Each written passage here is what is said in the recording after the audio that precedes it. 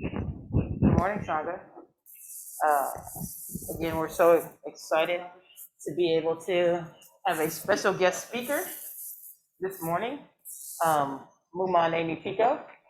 Again, she took Jukai last year with Atlanta Children's Center. However, she has been practicing a long time with lineage of Charlotte Joko Beck, who has a new book out called Ordinary Wonder. It's absolutely fabulous.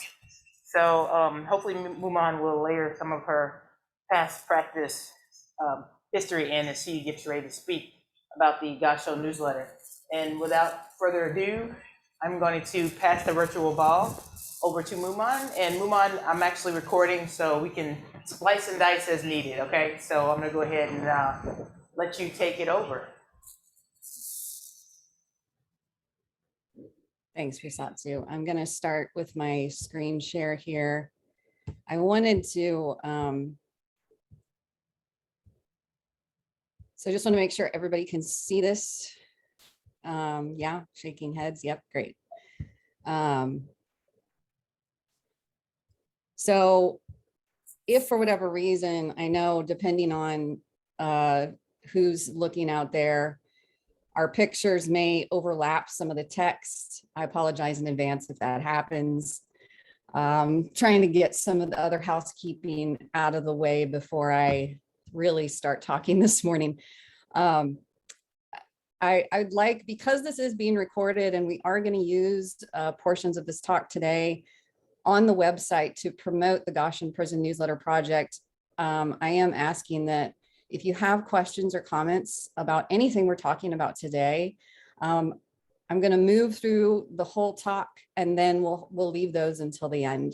And you know, this is a much broader and wider call this morning.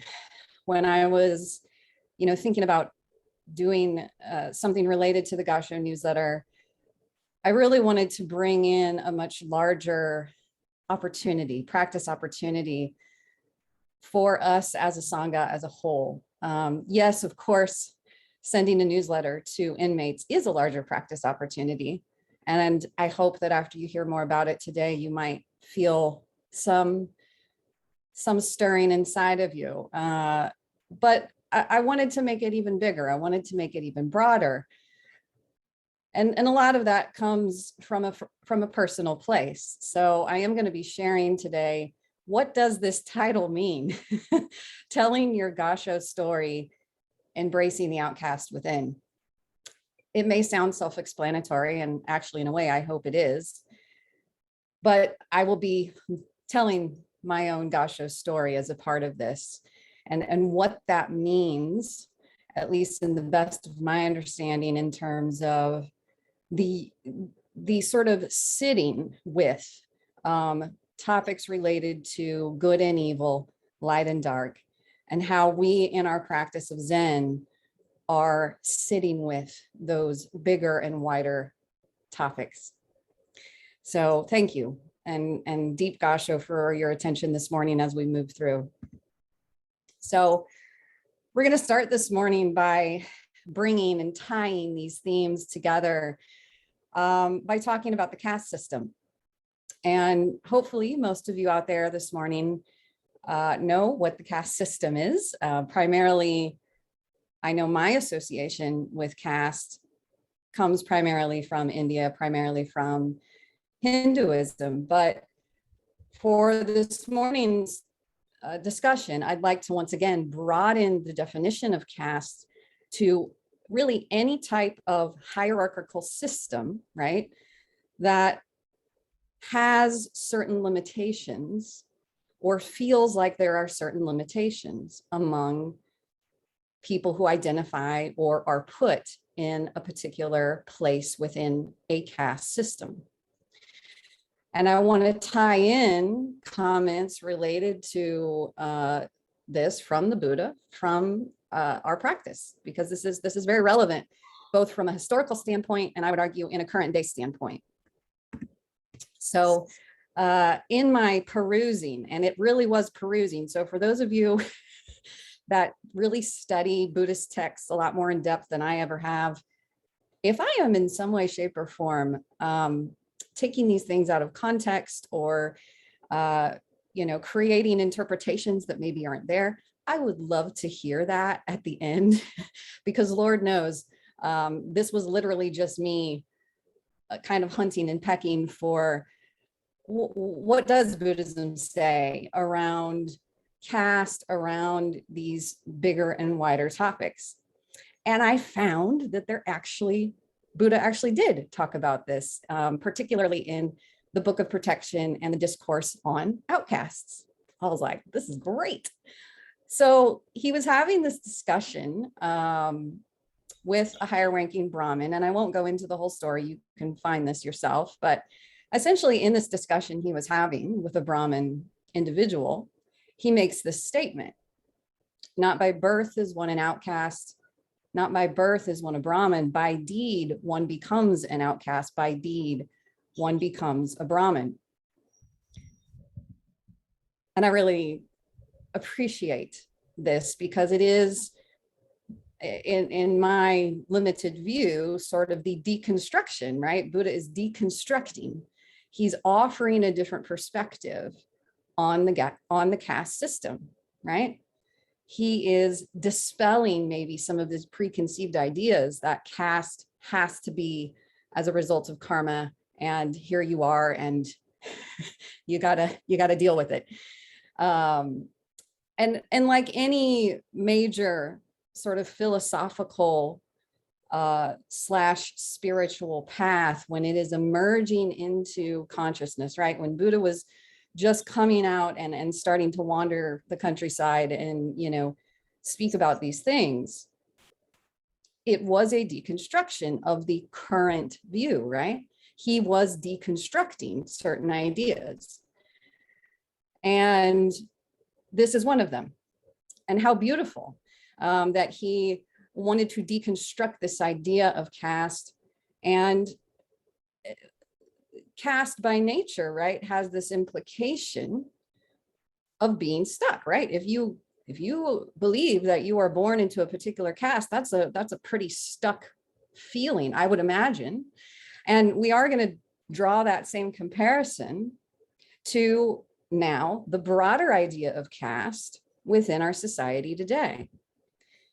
And I'm going to argue today that the broader idea of caste is delineated in a lot of different ways in our country, right? It could be delineated by socioeconomic status. It could be delineated by race, by gender. And in the argument that I'm making today, it could also be delineated by behaviors and actions that a person is making outside of the laws and the understanding of society as a whole, right? They're moving outside of these sort of areas that, in literal law, right? You break the law, there are consequences to that. But Calvin Malone, who wrote a really lovely book called Razor Wire Dharma, A Buddhist Life in Prison, really was able to speak about this in a way that I really appreciate. A large percentage of America's prison population is either mentally ill, addicted to some sort of drug, or psychologically crippled from being raised in such a way that they do not know how to function in society.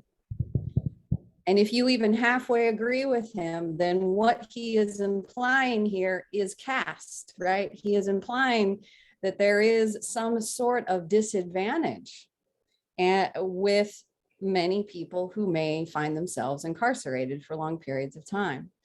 That perhaps, if you want to argue that these individuals fell within a caste prior to their incarceration,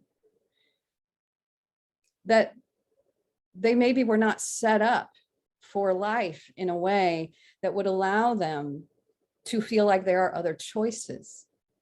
And so this is our call, right? This is our call with the Gassho Prison Newsletter Project, is that we are crossing over and reaching out to individuals who are in a different caste, who are literally stuck They literally can't go anywhere. And bringing the light, right? These are individuals that primarily, I would argue, live in the contrast of dark, the contrast of being cast out. And our call is to bring the light of the Dharma, the light of Buddhism to them with this newsletter. So how have we done that? How have we done that as a Sangha, both in the past and present? So I love the fact that Sensei is here today. He passed down the oral tradition to me. I feel like that's kind of how it feels with the Gassho Newsletter. It's been around for a long time and it has evolved in many different ways. It used to be an in-person prison project where, you know, teachers were going into the prisons and the actual inmates were producing the newsletter. Now that has long since been dispelled long before COVID.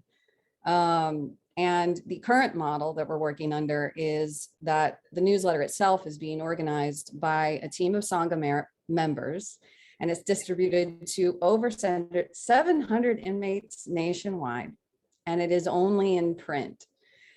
You know, we have way too many limitations with electronic communication and prisons. It's just not possible for us to do it this way.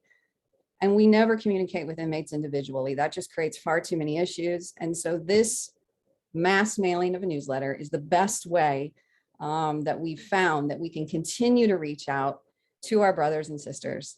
And what is in this newsletter? Really basic. After about a 3-year hiatus, we did put one out in the spring. It was mailed out in March. And we're really offering basic Zazen instruction. We're offering the opportunity for inmates to ask questions to Sensei and other practice leaders and put those in the newsletter. And then we're also providing resources for our inmates with limited access. You know, many of them can't receive hardback books. That is not allowed in many of the prisons, and we don't have the resources to send books. You know, this is what we can do. And so showing you here, this is what we put out in March. This is the first page. It was a front and back. This is the first page. And, you know, it was just a small little group of us because mainly I just wanted to get it out after a long hiatus just to see, like, what's it going to take? What's it going to take for us to continue this work? And so Alyssa Hutchins, who is a remote Sangha member, really helped with a lot of the spatial things that is not my strong suit at all. Along with Inga Annie Wade drew this beautiful graphic for the Zazen basics. And we also had, of course, Chi and Sensei, who were so instrumental in really just helping me to know the history and kind of get us up to speed with what had to be done. And I heard today in the dedications, the Corbin family, deep sympathies there. Buddy actually has agreed to help with the newsletter. And, you know, can't forget good old Taylor at the center. He has helped me keep the mailing list up to date, which is really another whole job of just keeping the mailing list up to date. So we have people that have helped out, but we are going to be showing you more today of what is needed. There is more that is needed. So that's what we have done. And we want to do more. We want to do more. We want to keep this going.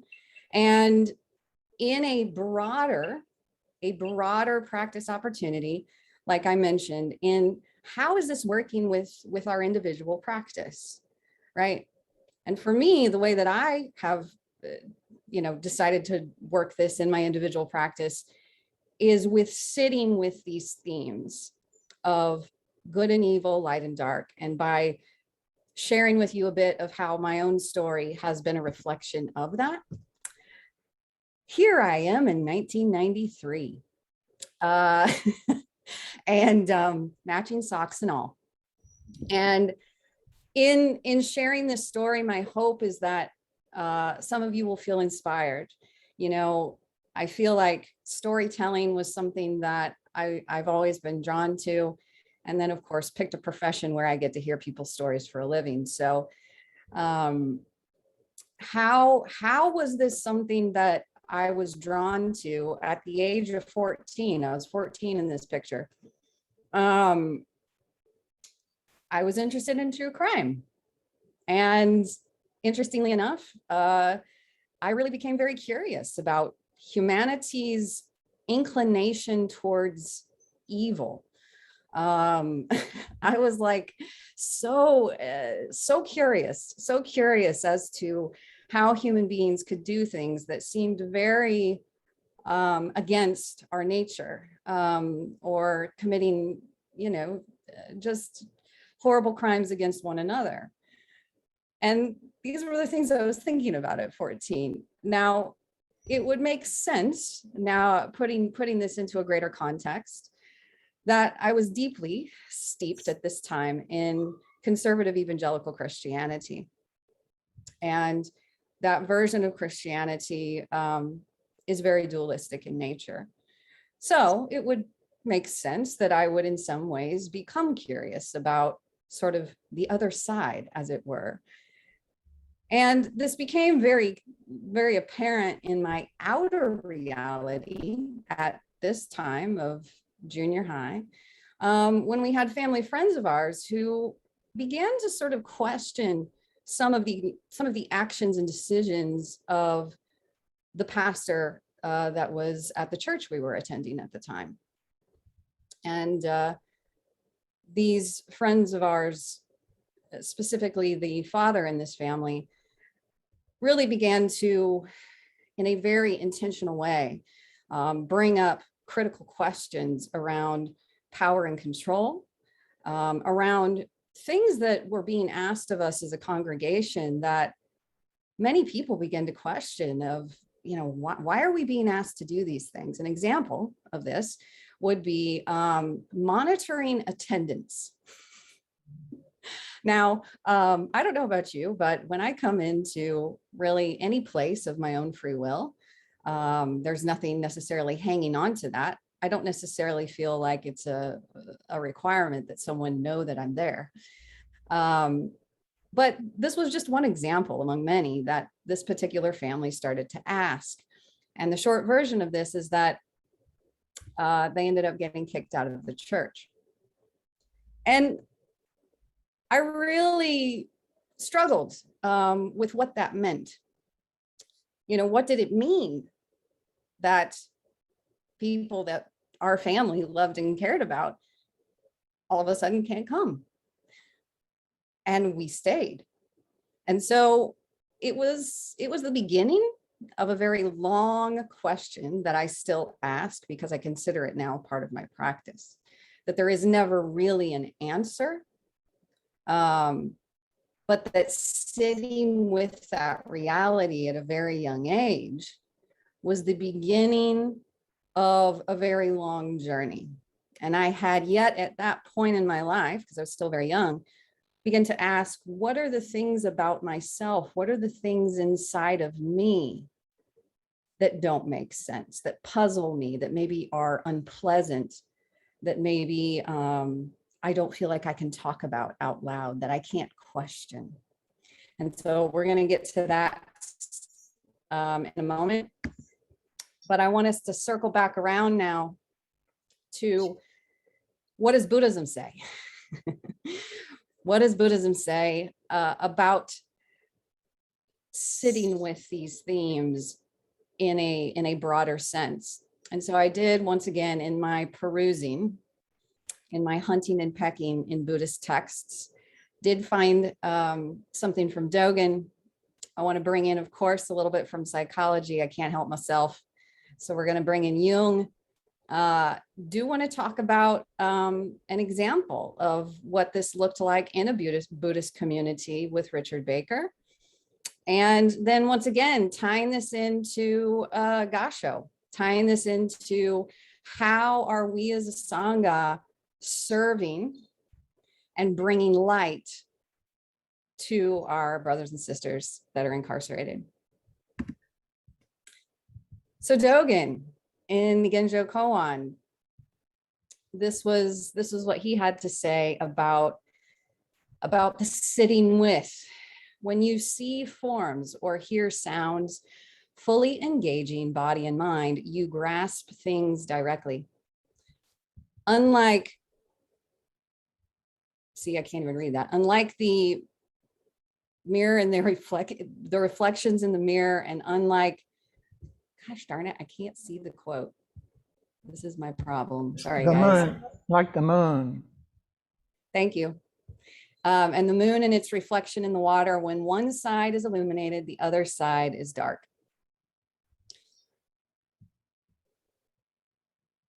I don't have a lot to say about that. I feel like this is our practice. This is our practice, isn't it? Our practice is to, when we are fully present, there is no separation, right? There is no longer a delineation between light and dark, good and evil, right? We are able to not only grasp, but see things directly. But life is life. And so there are times when perhaps I am only seeing something that is more on the light side, or like our brothers and sisters incarcerated who are outcasted and who are primarily maybe in more of a darkness, we bring the light. And conversely speaking, if I am only focused on maybe the light aspects, right, or I'm only presented with light aspects in my life, and I would argue that that was definitely my lived experience, then of course I'm going to be curious about the other side, right? I want to be interested in true crime or whatever that looks like, if that resonates with you. And so to me, our practice is so beautifully tailored to finding the middle way in all of those contrasts that we might be faced with in life. Of course, Carl Jung, someone who grappled and sat with this himself more from an inner perspective. And what I'm sorry here, I need to, oops. I need to exit.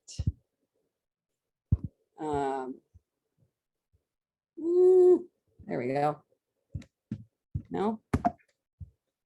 Guys,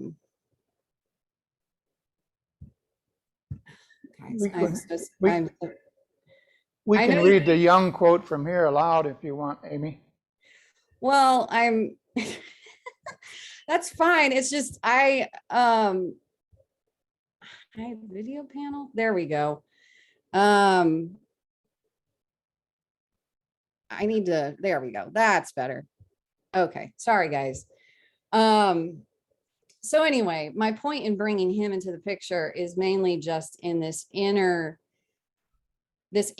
part of grappling, right? That if the confrontation is the first test of courage on the inner way, a test sufficient to frighten off most people, for the meeting with ourselves belongs to the more unpleasant things that can be avoided so long as we can project everything negative into the environment. But if we are able to see our own shadow and can bear knowing about it, then a small part of the problem has already been solved. We have at least brought up the personal unconscious. The shadow is a living part of the personality and therefore wants to live with it in some form.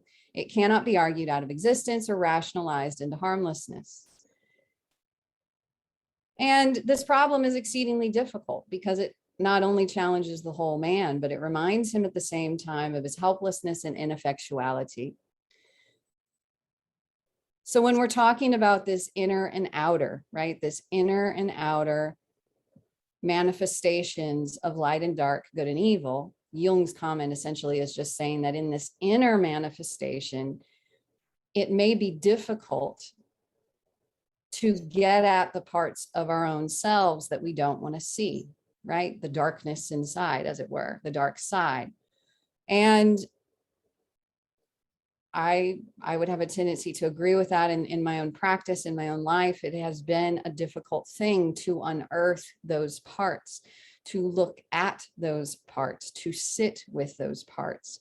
And yet, in this broader practice opportunity that we're talking about this morning, that is part of what I would love eventually to hear about from those of you that feel like this is something resonates with you this morning. And the reason in bringing up Richard Baker is really, once again, as an example. Thankfully for me, I didn't have to do a lot of looking here. There's a whole book that was written on this entire experience that happened at San Francisco Zen Center and Richard Baker, called Shoes Outside the Door by Michael Downing. And once again, looking at this as a deeper exploration of how our spiritual communities handling these manifestations, and how am I dealing with what comes up inside of me, right? Mentioning how that happened earlier in my early years. And so for those of you that don't know, I'm not going to, the whole story of Richard Baker is something you can read the book about, but I chose this passage mainly because I felt like if we're talking about an inner and outer manifestation of dark, this passage to me was sort of summarized it well. And this is Richard Baker talking. I am practicing at Zen Center, and I'm trying to learn what impact I have on people as the teacher. And it was 2 or 3 years before I got the first glimmer that you have a big impact on people as their teacher. I just didn't get it. Teachers never had a big impact on me. I didn't give a damn about my teachers at Harvard. Maybe I'm just too self-centered or self-motivated or self-something. Projection? As far as I know, I've never projected onto anybody. Intellectually, I understand projection. But the fact that people were projecting onto me, Jenny used to say, you don't know, you don't know. He didn't know. He didn't know. I realize now, muses Richard, as if it were a subtle point, that being the landlord, the employer, the teacher, and the manager president of the businesses, I had a tremendous influence on people's lives. I decided where they lived, worked, practiced, and what salaries they got. I didn't see it then. And so in this example of inner and outer manifestation of light and dark, both within Richard Baker as well as the community as a whole, we actually talked a bit about this last week with Mike's talk of doing harm. And what happens when I am doing harm and yet I do not know? How is it that I practice and do practice around this particular issue? Because to me, this is part of the inner shadow, the inner manifestation. And I believe Carolla actually gave a wonderful answer to this last week, in that we learn. We learn, right? We learn from mistakes. We learn from other people's mistakes. And we also maybe come up with ways to build in some form of accountability, build in a way to ensure that I am not doing harm unintentionally to the best of my knowledge. And the way that the light came into this scenario here was that as a result of all of this happening at San Francisco Zen Center, they absolutely put in more points of accountability and really decentralized a lot of leadership and created a space where there were just a lot, I think, more ability for people to talk, to ask questions. And I believe that is what we do here at Atlanta Soto Zen Center, is creating a broad and wide place for dialogue where there is really less of a central point. And I really appreciate that. In moving forward, you know, in our own Gassho Prison Newsletter project, how are we putting things in place to make sure that this is something that is sustainable over a long period of time? We have several needs, and the main ones that I just want to mention to you today are we really, because we kind of did sort of a smaller sort of self-funded project back in the spring. I didn't want to bother myself with trying to come up with actual physical things, but we do need those things now. We do not have a way to print over 700 newsletters right now. We don't have a way to do that.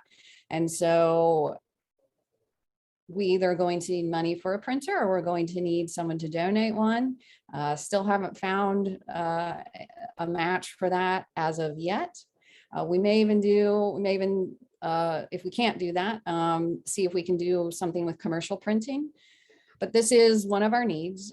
We do, and I've estimated, just based off of postage and supplies and a potential printer, we have a financial need of about $400.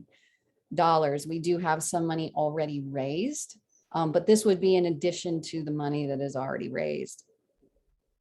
Many of our inmates are asking for sources or for images of Buddhist icons. And at this point, I'm prepared to put one in the next newsletter and buy a literal line drawing of one of our icons. But if any of you have line drawings, because that's going to look best on the newsletter, any line drawings of Buddhist icons, you want to send them to me.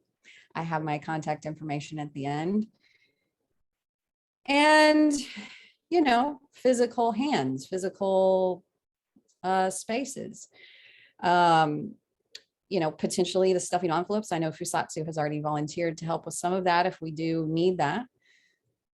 And, you know, the trip to the post office, it's a production. It's a good bit of work. So these are our needs as they stand right now. And we will, I'll get to in the last section here, kind of what our goals are based on these needs and based on how quickly or how well we can get those needs met.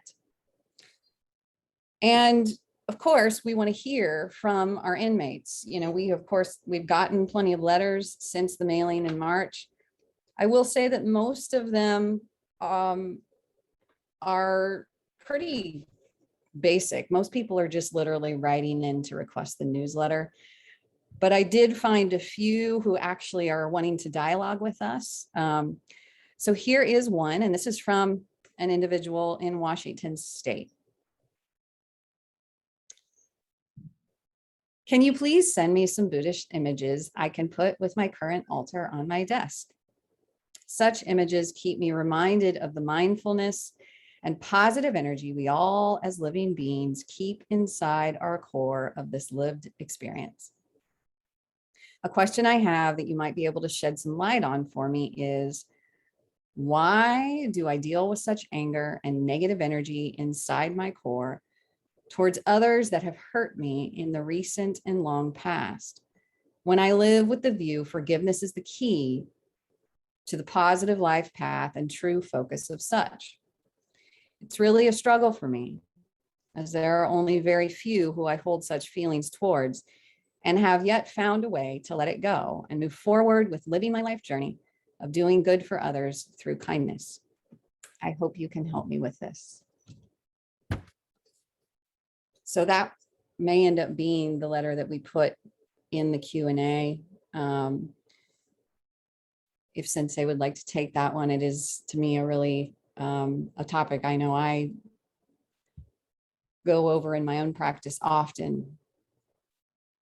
And telling your Gassho story. This is the broader and bigger practice opportunity that I will be proposing, is how, if you feel called, have you been sitting with these themes inside of yourself and also in our world as a whole?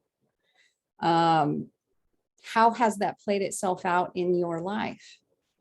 Of course, I'm incredibly curious, but this is what I do for a living. I listen to people, I listen to people's stories all day, and I love it. So I'm wanting to extend that invitation for those of you that might feel like you want to share, your own experience as a part of this greater project, so that we can continue to bring the light of the three jewels to the dark spaces. And how did this continue to play out in my own life? This picture is I'm about a year and a half away from completely exiting Christianity. And it was a long road. It was a long road to get to that point. Clearly, I'm on a mission trip here. And as I was on my way out, one of the things that I had already been doing, I had already received all of my schooling at this point for counseling, was I did begin, through the lens of psychotherapy, to begin to look at myself, right? To begin to look inside and to begin to really sit with and in many ways excavate the parts of myself that I had hidden away. And to me, if you identify at all with things that you have hidden away, that you felt like you never could talk about, that you felt like you could never question, whether it was something about you or something about a larger thing that was happening in your life, that to me in my own journey has been how I have known that I'm grappling with a darker part of myself, something that essentially could have been filled with fear, filled with shame. And for myself, those particular outcasts within were all ways in which I internalized this feeling of, not being able to question, not feeling safe to question, not feeling safe to, externalize particular doubts. And so I turned it on myself, right? So I was grappling and sitting with, immense anxiety, panic attacks, eating disorders, depression, suicidal ideation, a lot of inner manifestation of something that ultimately I did not feel like I could see in my world, right? Or that I could dialogue with other people. And so I was hiding it away for a very long time. And that process continues to today. It's certainly not done, and I hope it's never done.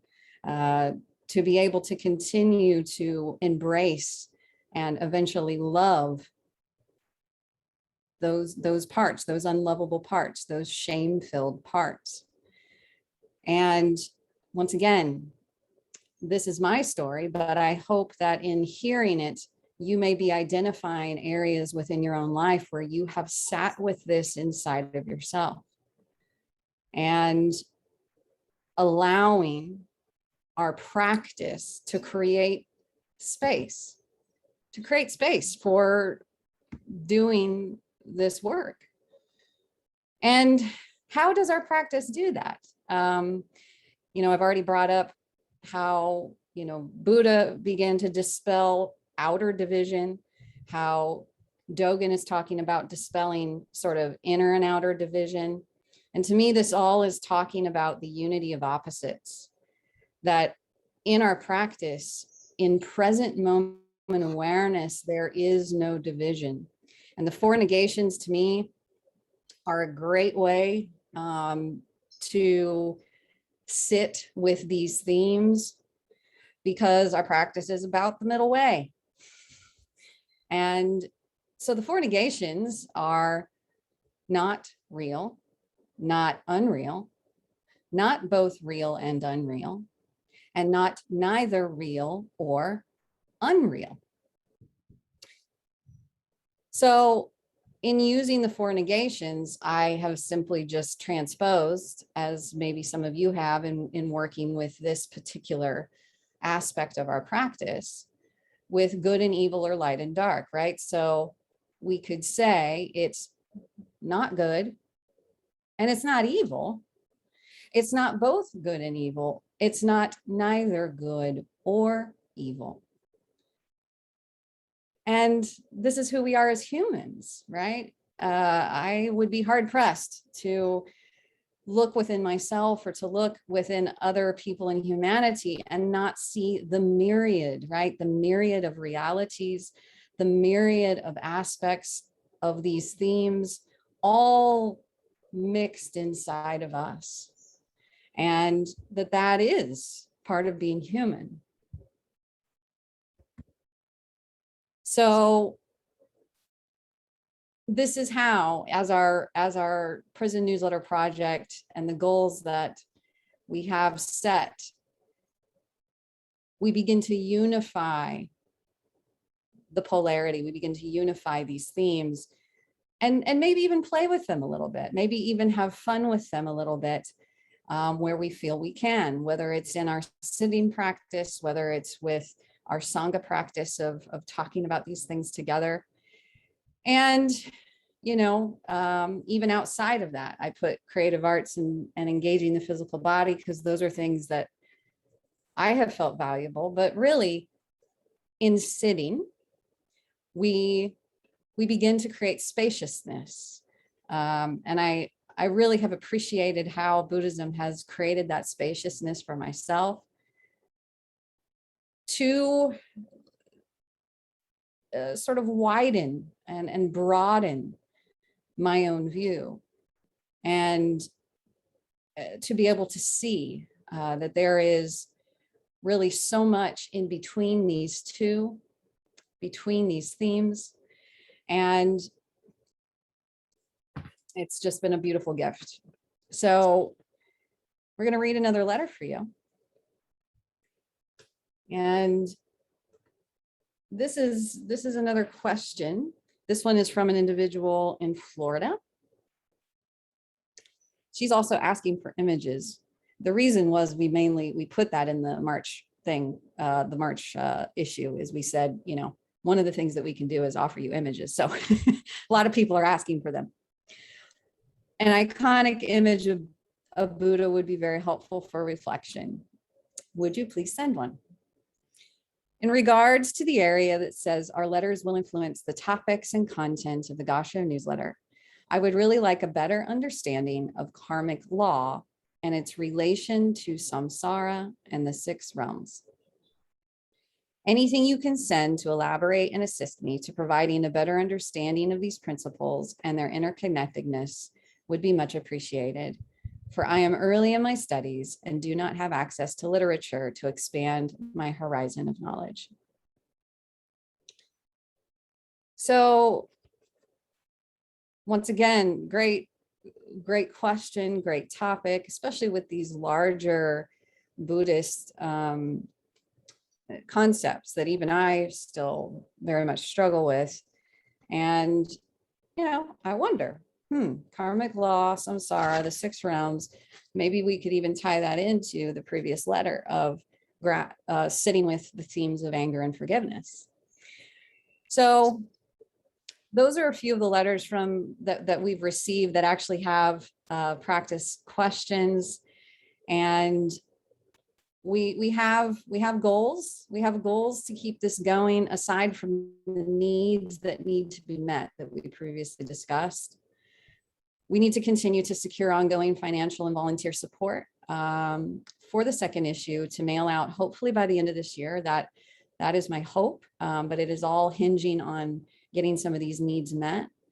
And then regular twice yearly issues is the longer term goal here, which I would love to keep going. And in this broader practice opportunity of telling your Gassho story, I would love to get maybe 3 to 4 people a year. Maybe that's too ambitious. I don't know. I'm shooting big.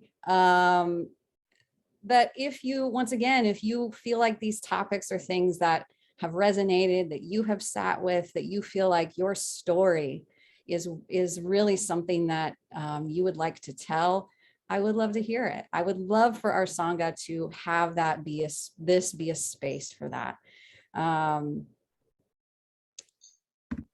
Because to me, it's real. This is real. And, you know, Buddhism came at a time that essentially I had already been, you know, doing this sort of inner excavation long before I came to Buddhism. But in finding Buddhism, when I did, there was sort of a sigh of relief. And I know many of you can resonate even just with that feeling of coming in and receiving this refuge. And that ultimately there was a lot of really beautiful things that I began to see about even just the open dialogues that we have. Dharma talks are talks, but they're always incorporating the Sangha as a whole. To me, that was an indicator that I felt like was sort of a permission. It was permission for me to be able to ask questions, whereas I previously felt like I could not. Now, as a result of probably the many years in Christianity and otherwise, you know, the parts of this inner and outer work that I continue to do to this day is allowing myself to settle with the not knowing. I, as a result, have become a bit of, I would argue, a bit of a maverick. And sometimes I ask questions that like ultimately like are a waste of my own mental energy. And so that's the work that I continue to do in this inner integration of, you know, how can I settle? How can I allow myself to be in the unknown? How can I allow myself to be in the middle way without unnecessarily rocking the boat? And, you know, that's ongoing. But I appreciate the spaciousness in our practice that allows for that allows for that process to take place as I'm sitting on the cushion, as we're together. And it's been invaluable to me in so many ways and will continue. It's ongoing and it will continue. So, you know, and in that ongoing and continual process, both that is inside and outside, I really appreciated this additional quote from Shoes Outside the Door in relation to harm, you know, in this inner integration of you cannot avoid trouble in the world. You cannot control the circumstances of your life. You can work on the intention behind what you do and don't do. And that is the ongoing work for myself. So many times as I was in between, you know, I was out of Christianity, but not in any sort of spiritual path. And even now today, so many times where I unintentionally caused harm. And I really love the fact that in our practice, we can learn from that. We can learn from that, and that it's an innate part of our practice. That it doesn't have to be a huge thing if it's not a huge thing. And, you know, every member of my family, most of the people that I grew up with, many of them still within this sect of Christianity, I didn't have a lot of role models for what it looked like to move out of a major system and go into another system. And can you even integrate them? Right. And so Phil Jackson, many of you probably know who he is. If you don't, now you do. Last year, there was a special that came out about the last year that the Chicago Bulls went into their championship, and it allowed me to remember why I even early, I didn't even know that I was drawn to Phil Jackson because of his spirituality until much later. But his example of integration has been a great encouragement to me. By practicing Zen, I was able to clear my mind of all that interference and open my heart again. Merging Zen and Christianity allowed me to reconnect with my spiritual core and begin to integrate my heart and mind. And to me, that is, at least in my own inner work and practice, this is part of the unity of opposites. This is part of that integration. And you all, I hope, have your own versions of what that means, what that looks like for you. I know, of course, many of you practice other traditions. And once again, if that is something that you want and feel called to share, I would love to hear. And I hope as a Sangha, this is something that we continue forward in telling our stories. And not only telling our stories, but telling our stories and loving ourselves through that process. Loving ourselves through all that we experience and how we are sitting with that in this inner and outer experience that we have together as a Sangha. So this is my contact information. I am going to stop the screen share mainly because I want to be able to see everybody. And I will put my contact info in the chat as well. But this is where we get to open it up and talk a little bit. I want to, of course, hear your thoughts, comments, questions, how you may be working out these themes in your own life and practice, and how Gassho Prison Newsletter may or may not apply with that. So thank you so much for your time and attention. Gassho, Mumon Amy Pico, thank you so much, as always, for the information and wisdom that you bring to this, and also your ability and your willingness to continue to lead this offering from our Sangha. I wanted to allow Hojo Sensei, just a few, yes, Hojo Sensei, since you have historically, you started the work, any comments from yourself or thoughts? Yeah, well, I applaud what Amy is doing here. Important work. It's hard to imagine what it's like to be incarcerated until you've gone in and volunteered, been a prison visitor, and spent some time in there with these guys. The first time we went down to Milledgeville was the first call we got from inmates wanting training in Zen, and the law, at least at that time, said that if they wanted religious training, the prison system had to arrange for it. So somehow somebody found us.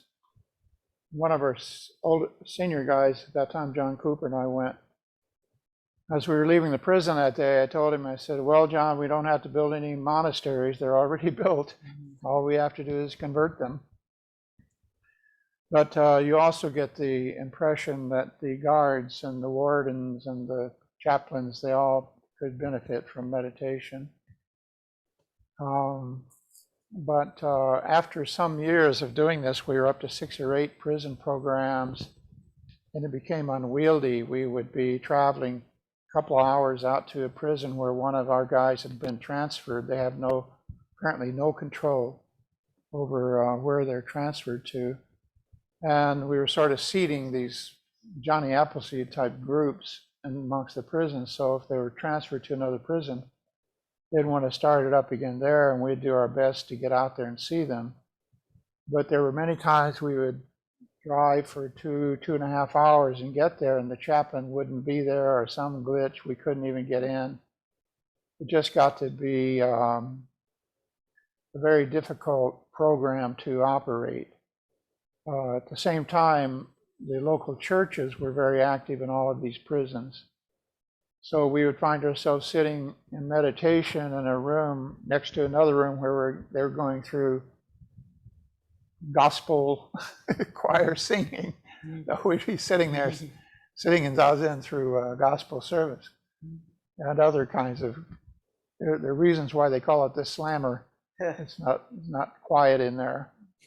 But I think all in all, over the, I don't remember how long it lasted, over 10 years at least, I think there was a lot of benefit to the program. I encourage you to get behind Amy and help her with this project. It's, as she describes it, she's being very honest about everything needs to be done, but it's basically a very simple idea.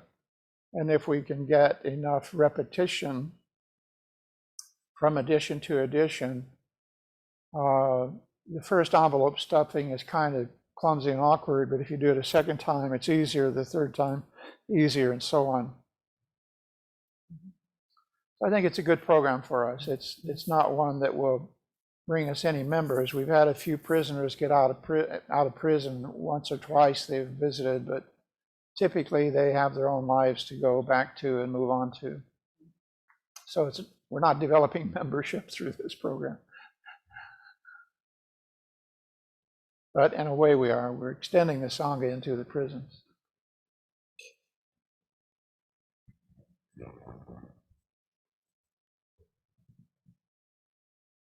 And folks, if you have questions or comments, just come off of mute. Folks on Facebook, just watching and see if you have any comments, questions. Anything else in the agenda? Yes, Shinjin. Yeah, I can't think of prison without thinking about my father. When I was really small, my father was a physician at a state penitentiary in Oklahoma. So state pens are famous for being the roughest of all of them. And my dad would get to work every morning and there'd be 10 guys waiting to see him. 5 of them would have broken hands and broken wrists. The other 5 would have broken noses and broken jaws. And he said it was kind of fun to see if he could sync up, you know, the pairs. And he said the other problem he had was that he couldn't keep syringes in the office. They would get stolen and make it into the black market in the prison. And he said that prisons were kind of these hotbeds of different kinds of illnesses that you didn't see out in the general population anymore. The communicable diseases were really rampant in prisons, and that's really something to think about now with COVID and HIV. You know, they have pretty higher transmission rates in prisons that we're seeing in the general population. I think the same thing is true of mental illness. Someone would speak about the darkness, you know, in our own psyches. These guys are probably wrestling with things that we can't even conceive of. And you know, not only the darkness that put them there in the first place, but the darkness that they have to take on by living in a prison. I mean, it's something that the rest of us, I don't even think can begin to understand, you know. You know, I've never been to prison myself. I have spent a night in jail for drunk and disorderly when I was much younger, but that's a different thing. Yeah, so I think this is really a great project, and you know, I think it lives up to our Bodhisattva vows to try and free all beings and try and do good and try and enter Dharma gates. I think this is one of the entries. So, Gassho to you, and you know, we all need to do to support. I think the same should go all the way from us. It should also be said that Brian Price is a prison psychiatrist, and he will be helping manage the ongoing of the program. So it's good to have somebody like him associated with it.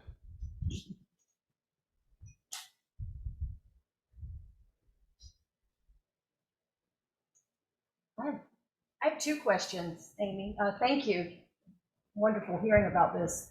One, given that the prison population has a very high proportion of people who might have low levels of literacy, language disabilities, cognitive impairment, is there any consideration within the newsletter to readability? I'm sure that's an easy question to answer. And my other question is, when someone writes back, how do they receive their response? And I'd like to know a little bit more about how that works. So I actually didn't hear the last part of your first question. If you could repeat that. Here you go. Okay. The first question was about readability or reading level of the newsletter.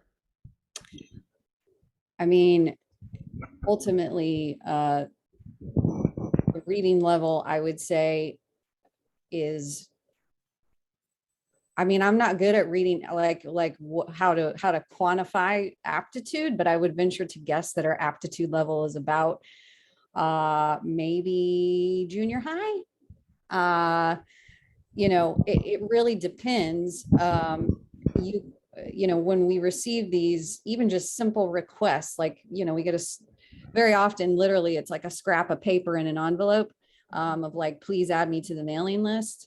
And I mean, there are definitely individuals where you can tell even just the writing ability is about it, probably somewhere in the elementary school aptitude.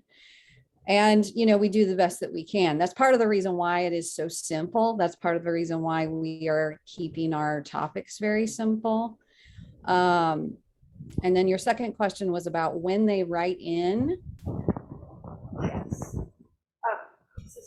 When they write in, how do they receive a response?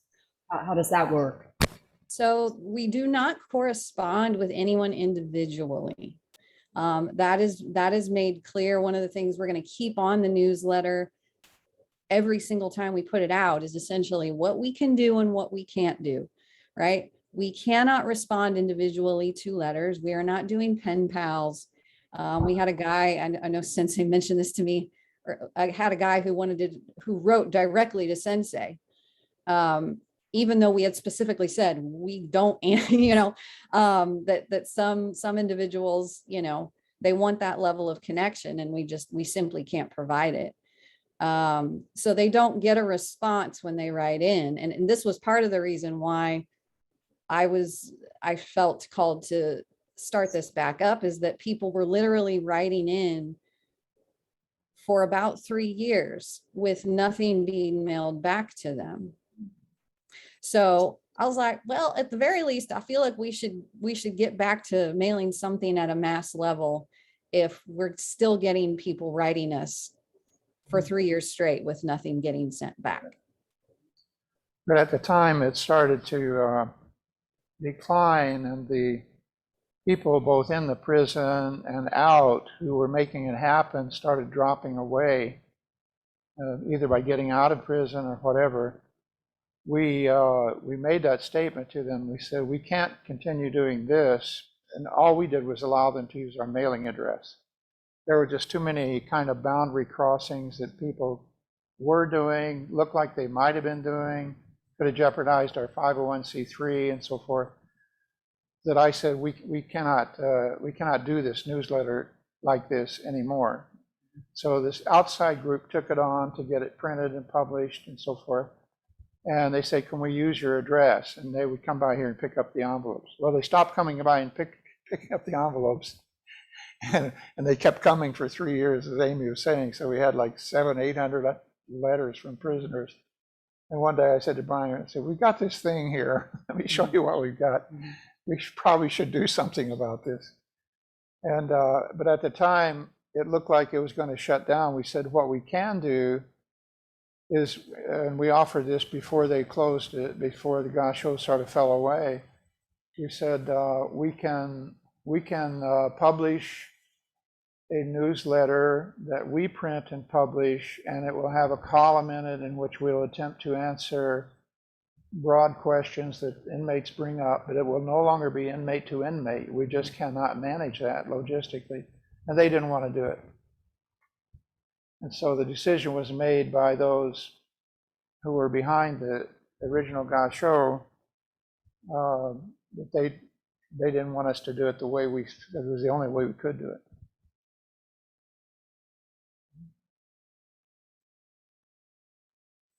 That's the other thing you have to remember is they have plenty of time on their hands.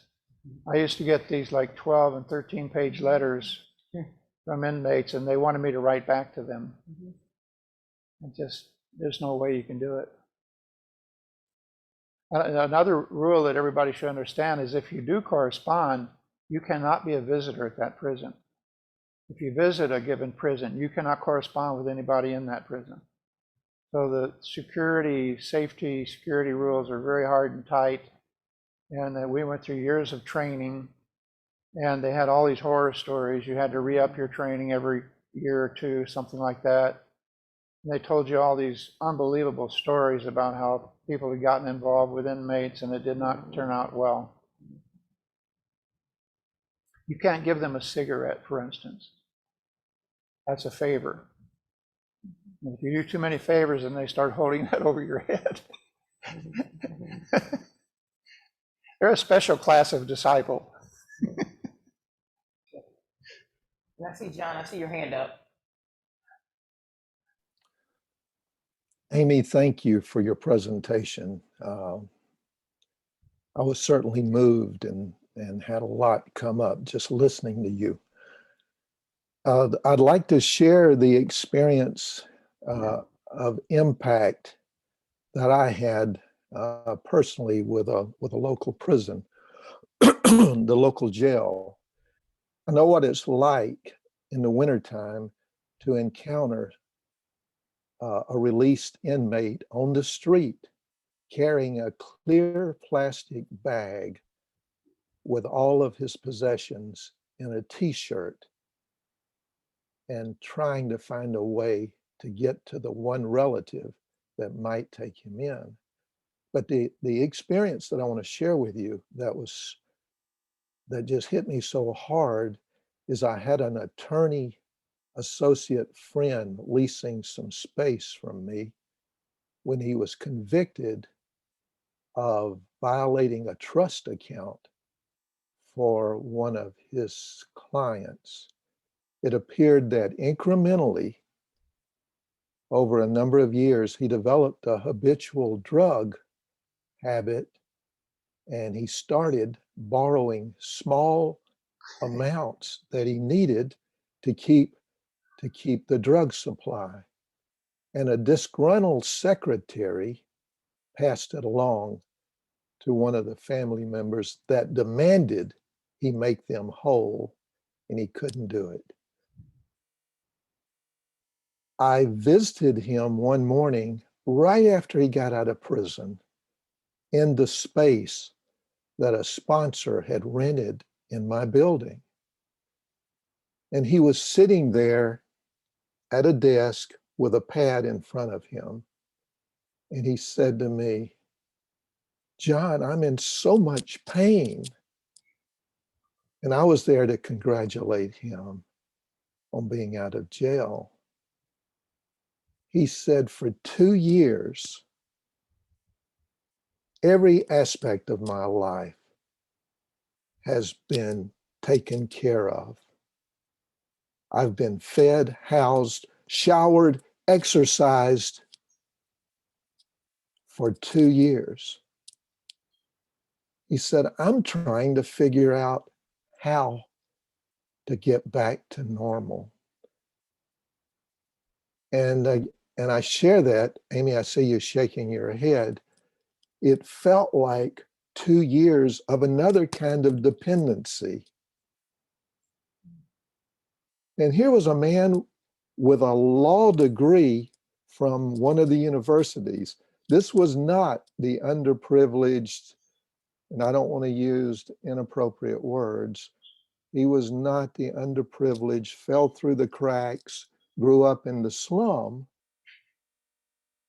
A bright, intelligent, creative individual that was in serious pain after those 2 years. And it just stunned me to see that impact. I'm not sure I could survive that kind of experience. Thank you for letting me share that. Thank you, John. Thank you, John. Carla's hand is up. Yeah. And Mumon, did you have any response to that, or you? Are you talking to me? Yeah. Okay. You have a response to John before. Yeah, I mean, to me, that is, thank you so much. You know, that is such a heart-wrenching example of essentially how a system, right? A system that that this person found himself in because of his choices, how it transformed him. And it transformed him in a way that he didn't particularly like and probably didn't even expect to have happen. And, you know, I mean, this is another reason why I think this work is so important, is not in any way, shape, or form to think that this newsletter, you know, I don't think any of us have the expectation. I don't have the expectation that this newsletter is essentially doing anything, and yet at the same time we still do it. We still do it because clearly there are people who are asking for some type of light, right? They're asking for some type of light in the midst of the darkness. And so thank you for sharing that how that personally impacted you. Gorilla. Hi, that was a lovely talk. And I'm always pleased to hear people bring up Jung, because I once spent some time studying with a woman who'd actually been one of Jung's students. And I enjoy hearing that. My comment is that in a prison, the shadow contains things that not just evil. The shadow is not just our bad side, it's things we don't want exposed. And in prisons, what is often in the shadow is compassion and kindness and things that would be seen as weakness. And in the about 10 years that I ran a group over in Gwinnett County, the prisoners really liked they saw our weekly sessions as a safe space where they could care about other people, where they could show their compassion, their softness, their generosity.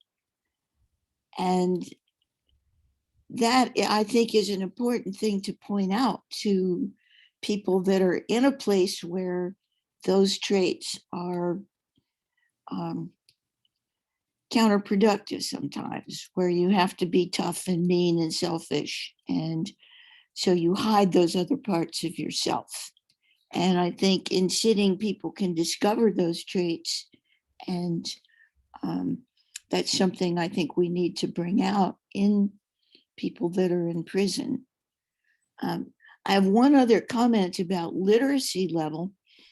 I borrowed a set of tapes of Joseph Campbell's Meaning of Myth and played it for my group, one recording a week, and they loved it.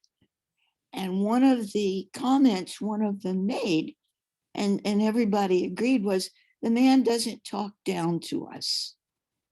And so I think people in prisons are talked down to a lot.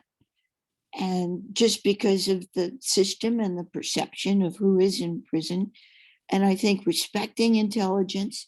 And if someone has to get out a dictionary and look up a few words, there's a library there. So I would say, make things plain, but don't talk down to people. You need to show respect. Thank you. That was a great talk. Thank you, Carla.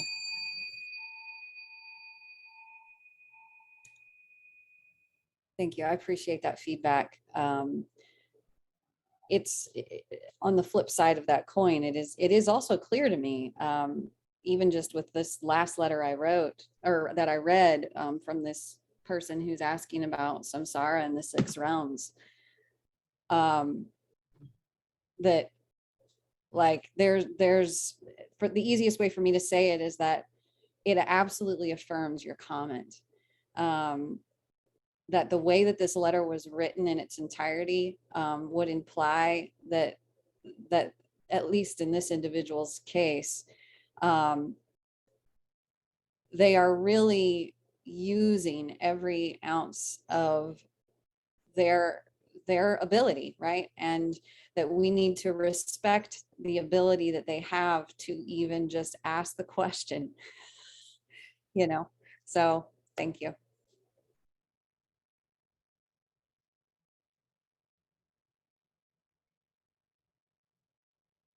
Cosets is the only one left. Cosette, any comments or questions, Cosette or Ungen?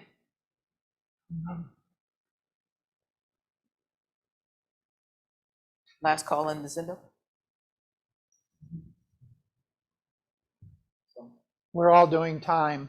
yeah, literally. Cosette, you came on. Did you have a question or a comment? I just realized I've been sitting here this whole time with my camera off. Sorry, I didn't mean to be unsocial, antisocial. I just thought, so many people have touched on many other aspects. Something that really struck me and resonated with me was the perspective of the outcasts within, that, there are even as a white male, the most privileged category. I still, there are times when I feel like an outcast in a situation. That's something that we all have to practice with to a greater or lesser extent. So I thought that was really lovely to bring that to mind.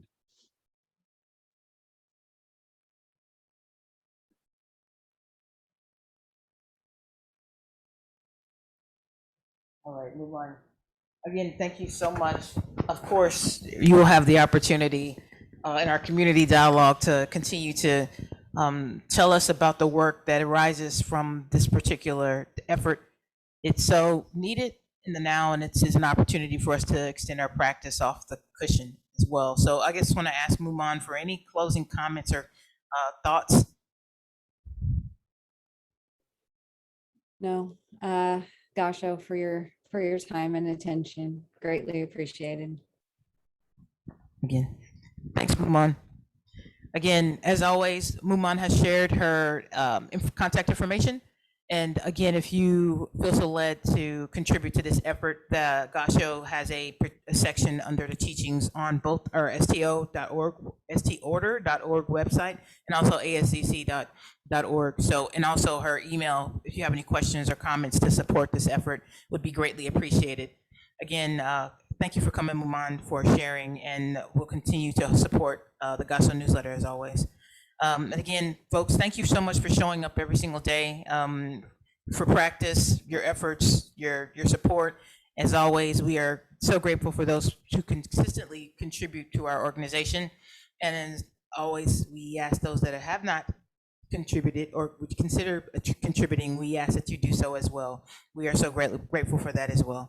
Again, upcoming next week, we have Sensei Shinjin, our ancestor talks, and then we also have, this is the 5th Sunday month as well, we'll also have Sensei talking contemporary talk on 4th, and then I think it's going to be a combination of both our Hojo Sensei and Shinjin Sensei for our Dharma combat.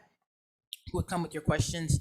And again, as always, there are opportunities on Monday Book Club, Tuesday Book Club, we're having a Hojo Sensei's book. We also have an intro on Wednesdays, and then also another book club, and just so many practice opportunities. So we ask, please, as you can, and with morning and evening sits as you can, please would join us for practicing opportunities.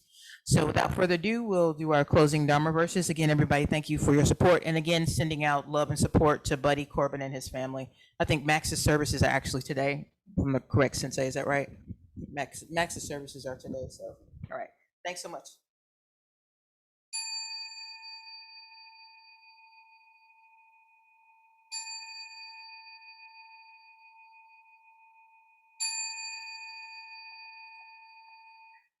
Inga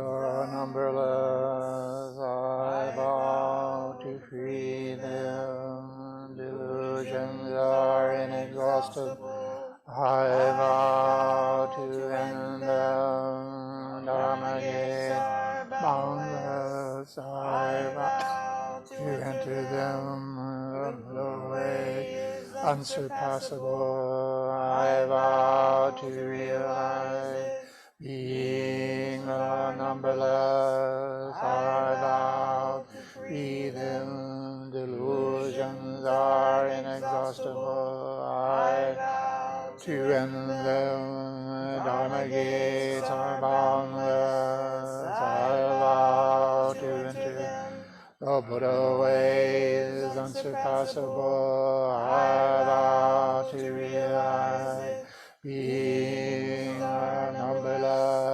I vow to free them, delusions are inexhaustible. I vow to end them, Dharma gates are boundless. I vow to enter them, the Buddha way is unsurpassable. I vow to realize it.